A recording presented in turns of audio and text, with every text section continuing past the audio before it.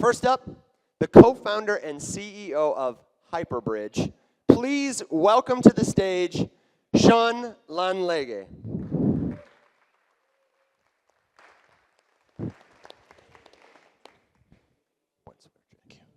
Hello, hello. Good morning, everyone. How's everyone feeling? It's really great to be in beautiful Buenos Aires. I remember we actually started talking about Hyperbridge at the first sub0 in Brussels. I've been discussing a lot in our talks about the cryptographic mechanisms that make Hyperbridge possible, and I realized that I've actually not discussed the crypto-economic mechanisms that will keep Hyperbridge sustainable and powered by a decentralized network of agents, sustaining the network even after Polkadot Labs and the developers of Hyperbridge are no more. And so, yeah, let's get into it, actually. So the Hyperbridge protocol is actually not one thing. It's not the Hyperbridge parachain. It's not the relayers. It's not Polkadot. It's actually this combination, this amalgamation of every single thing. So we have the consensus relayers, we have the messaging relayers, we have the block producers, the collators on the network, and we also have the Polkadot protocol. And Hyperbridge cannot function if a single member of this set is not present. If Polkadot is not available, then you no longer have the Hyperbridge protocol. If any of the relayers are offline, then the protocol is not going to function. So we need incentives and we need cryptoeconomic guarantees that bring all these participants together to facilitate the protocol, right? So a very, very high-level overview of how I like to think about Hyperbridge, especially if you're familiar with the OSI model, you know, especially for TCP, you have your infrastructure layer, the physical link, you have the application layer, you have the presentation layer. And so we've actually sort of replicated this model for cross-chain interoperability. So at the top is actually Polkadot. Polkadot is actually what enables the rest of the Hyperbridge stack. And then we get, of course, to the Hyperbridge network itself with the parachain network. And then we have the relayers at the bottom who are basically the physical link of the Hyperbridge protocol, right? And so, you know, they're basically connected to all the external networks. And they're going to collect some information. They're going to collect proofs. They're going to collect data. And they're going to feed that into Hyperbridge. Hyperbridge is going to do some verification. And after that's done, then Polkadot is going to prove what Hyperbridge has done, right? It's going to say, OK, all of this work is correct, and it looks good to me. So you can see the Hyperbridge network and the relayers are untrusted. There are no crypto-economic guarantees at this layer. But once the work moves up to the top, where Polkadot exists, which is the trusted layer, then we start to have some crypto-economic guarantees, right? So here's how I like to think about it, right? Like, so the Polkadot network is watching both Hyperbridge and both the relayers and ensuring that they're both doing the correct thing. The relayers, they basically work with the collators, right? Because they collect transactions and they submit to the block producers to include these transactions in the block. And the collators are obviously watching the relayers because they're checking that the relayers are submitting the correct transactions. And so, basically the roles of everyone on the network, the relayers, they're going to collect and submit transactions to Hyperbridge. These transactions contain proofs of consensus, proofs of transactions, cross-chain transactions that need to be exchanged. The collators, well, they're just going to verify these transactions, right? They're going to verify that these proofs are correct. And if they are, they're going to put them in a block. But if they're not correct, invalid transactions do not make it into a block. And this is very critical so we can save up critical block space. And once Polkadot, once the collators are done, they're going to put all these blocks and submit them to Polkadot. And Polkadot is going to verify these blocks because that's actually what it does, compared to your other roll-up platforms that actually require you to prove your blocks. Polkadot actually proves your blocks for you, right? So if you remember Ethereum, you have to generate a ZK proof of your L2 blocks, but for Polkadot, Polkadot does that job for you, right? And after Polkadot verifies your block, it's going to be like, okay, that looks good to me. It's going to generate a certificate or a receipt that your blocks are valid, right? And this is very important, and I'm going to get into this later on. So let's quickly look at the first agent on the Hyperbridge network, the collators, right? They're basically collect and verify interoperability proofs There are two kinds of transactions that they expect. They expect consensus messages, and they expect cross-chain messages, right? And these things both have proofs. And they're actually not staked participants. Typically, you see blockchain networks require you to stake so you can be a part of the active set. We've taken a completely different approach to this. Rather than requiring some stake, we require a small bond in, of course, the bridge token, just so you can be eligible to be a collator. But in order to be selected as a collator, you actually have to burn reputation points. And these reputation points come from being an active relayer. So only relayers can become collators. There's nothing else. You cannot bribe anyone to become part of the collator set. You do some work as a relayer, you put a small bond up to be eligible to be selected as a collator, and then with your points, the relayers that have the most points make it into the collator set. And this collator set is rotated every 24 hours. So every 24 hours, new relayers are eligible to become collators. And collators, well, they're paid for their work. They earn around 0.7 bridge for every block that they produce. And so if you miss a block, well, you miss the reward for that block. Moving on to consensus relayers. So consensus basically forms the foundation of cross-chain messaging, right? We need to see that the cross-chain transactions have been finalized, and for that we need consensus proofs. But the problem is blockchains are constantly producing blocks, especially modern slot-based blockchains, right? Even if there's no transactions, they keep producing blocks, which means that Hyperbridge has to stay up to date with these blocks in order to verify new cross-chain transactions. And so consensus relayers are just basically constantly submitting consensus messages of these blocks, even if there's no transactions, right? Simply keeping the Hyperbridge blockchain up to date. And so they don't also pay any transaction fees to do this. Consensus relayers are, in fact, paid by the Hyperbridge protocol, right? They are incentivized by the Hyperbridge protocol to submit these transactions. They're paid in bridge tokens to do this. And so consensus relayers are constantly earning bridge tokens. And we'll move on to the messaging relayers as well. So, just a very high-level overview. You have some external blockchain that's producing blocks. You have consensus relayers who sit in the middle of this blockchain and Hyperbridge. And what's going to happen is it's going to collect all these proofs of newly finalized blocks. It's going to submit these proofs to Hyperbridge, and the Hyperbridge protocol is going to give them some bridge tokens as incentive. So this keeps, this ensures that consensus relayers are always online and are always ensuring that new messages are able to be exchanged with all the different blockchains. And so we have messaging relayers, and they're also very similar in function to consensus relayers, but they specialize in submitting cross-chain transactions. So when Hyperbridge learns of newly finalized blocks, the relayers are actually going to look at the previously finalized block, and they're going to scan in between these blocks and see if there's any new cross-chain messages that can be submitted to Hyperbridge. And once they see that, well, they're going to submit these messages and their proofs to the Hyperbridge blockchain, right? And the difference here, though, is that messaging relayers are not going to be paid all the time for this. In fact, it's the case that they have to pay Hyperbridge to submit these messages. Users, applications, they're going to dispatch cross-chain messages from any blockchain. They're going to put stablecoins, attach some stablecoins to these messages. Messaging relayers, they're going to see this message, they're going to bring them to Hyperbridge, and then Hyperbridge will allow them to withdraw these stablecoins. And they may have to pay the Hyperbridge blockchain if some target of message processed has been exceeded. But if not, the Hyperbridge blockchain is actually going to incentivize them. It's going to pay them in bridge tokens for this job. And this is just to incentivize people to keep their messaging relayers online so that anytime there's new messages, there's always someone to relay these messages. So similarly, with the consensus relay, you have some external blockchain. You have the messaging relayers that sit between this blockchain and Hyperbridge. And essentially, they just collect messages and they submit them to Hyperbridge.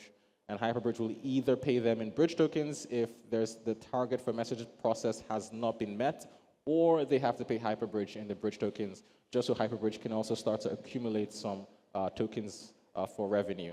And so we briefly see the requirements for running these relayers and running these collators. Relay software is very lightweight. All it does is it makes RPC queries to blockchain nodes. And so you don't really need a lot of compute or RAM for this. You can get away with like a 4-core CPU. You can really get away with like a 2 gig RAM machine because it's also written in Rust, so it's very memory efficient. You can probably get away with like a 20 megabyte bandwidth, especially if you are co-locating your RPC nodes. But if you're querying RPC nodes over the internet, maybe go for a higher bandwidth.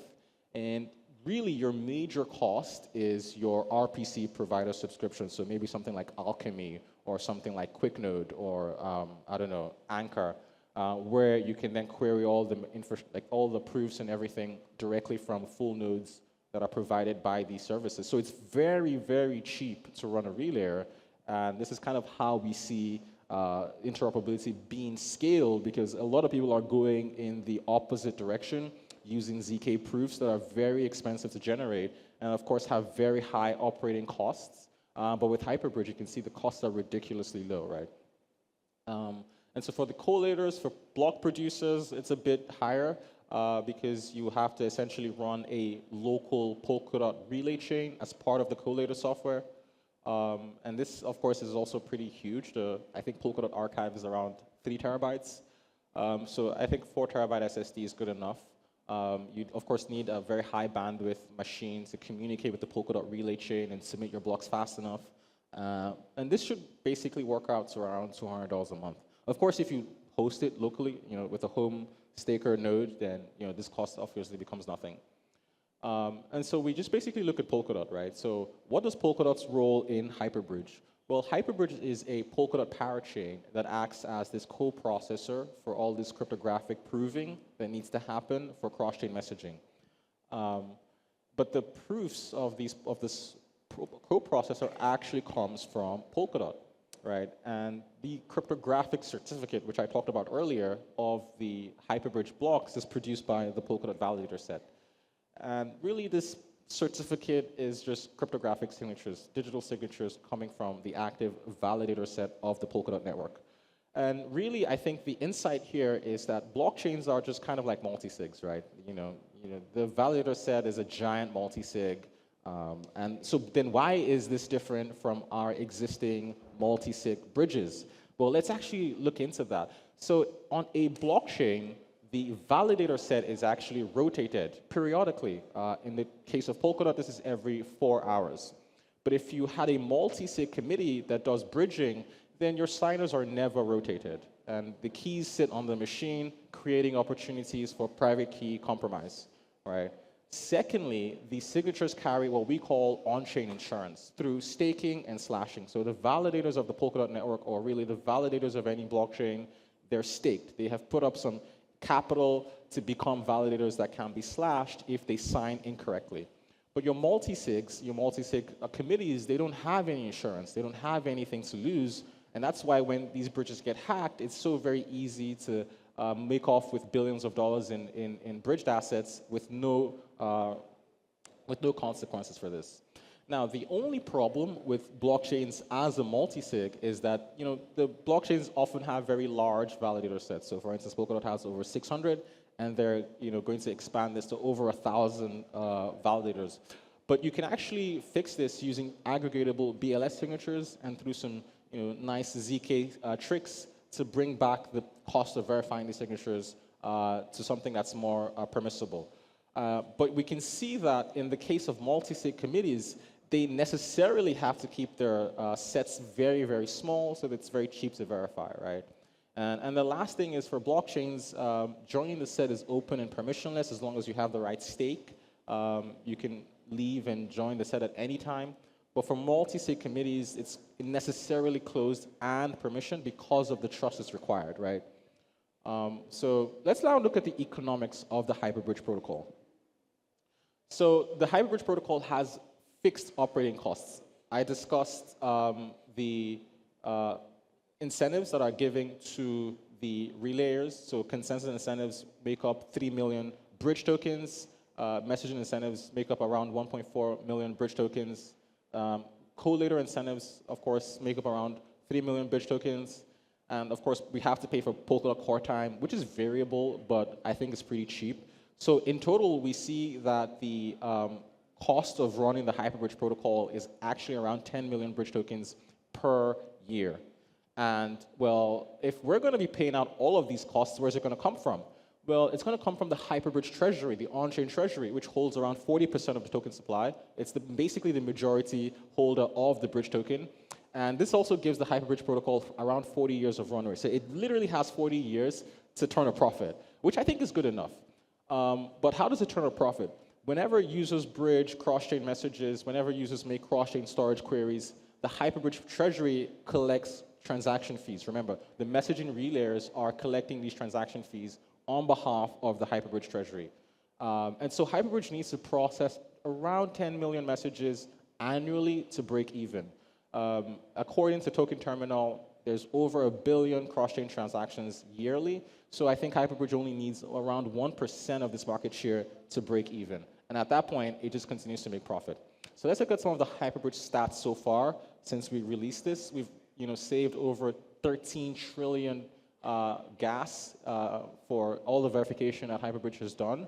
We've processed around 50,000 messages. And this is not just from Hyperbridge's, like Polkadot Labs' own applications. We also have third-party applications live on mainnet that are actually creating these cross-chain messages and cross-chain transactions.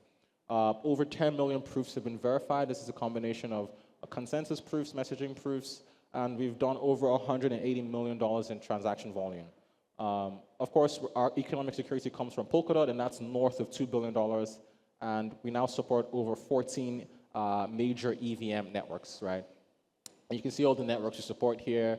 All your favorite networks are here. Of course, Polkadot, Hydration, Bifrost, but now Arbitrum, Polygon, Base, Gnosis, Ethereum, Mainnet, Unichain, and we continue to expand support for more networks. So just briefly, quickly into the applications. Polkadot Labs, we've developed Token Gateway, which allows you to do cross-chain token bridging using this burn and mint interface. It's also backwards compatible with existing ERC20 deployments through a lock and mint interface. And you can bridge any token and also execute arbitrary call data. And this already powers the DOT token, which is live on mainnet today, VDOT, ZK Verify, Manta, and on some other tokens as well.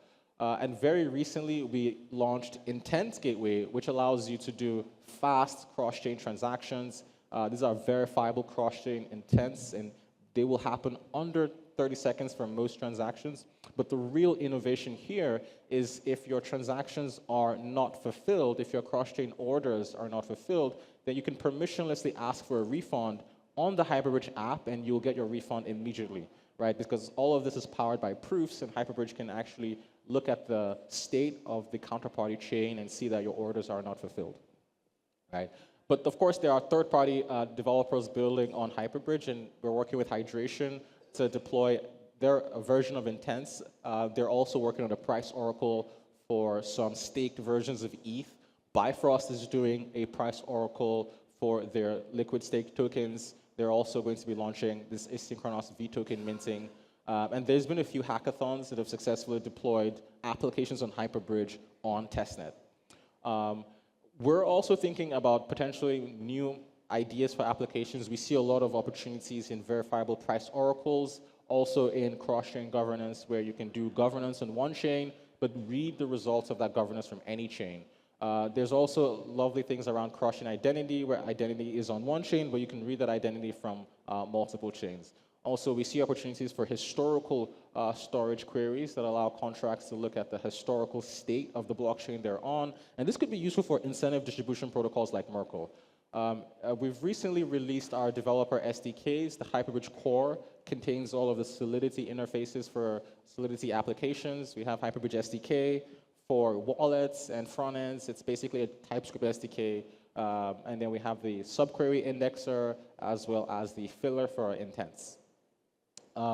So our roadmap, I'm really happy to announce here for the first time on the sub0 stage that Hyperbridge will be natively available on the Polkadot Hub. And so this means that applications on the Polkadot Hub can use Hyperbridge to interact with blockchains outside of the Polkadot ecosystem, making cross-chain storages, queries, and also cross-chain messaging. We're also working on BLS Beefy. We're working very closely with the Parity team to bring BLS Beefy to life, which will finally decentralize Hyperbridge. Because right now, the Polkadot Labs team, we run the consensus prover for Polkadot Consensus. And so we would like to make this decentralized using a BLS aggregatable signatures. And we also have upcoming EVM integrations, I would say majorly Arc, Tempo, Monad, Sonic, Tron as well, because now they're working on state commitments and bringing state commitment support to Tron. And of course, we now have Cosmos support, so we can support the Cosmos EVM chains like Say, Chronos, and Injective. And that's my talk. Thank you for watching.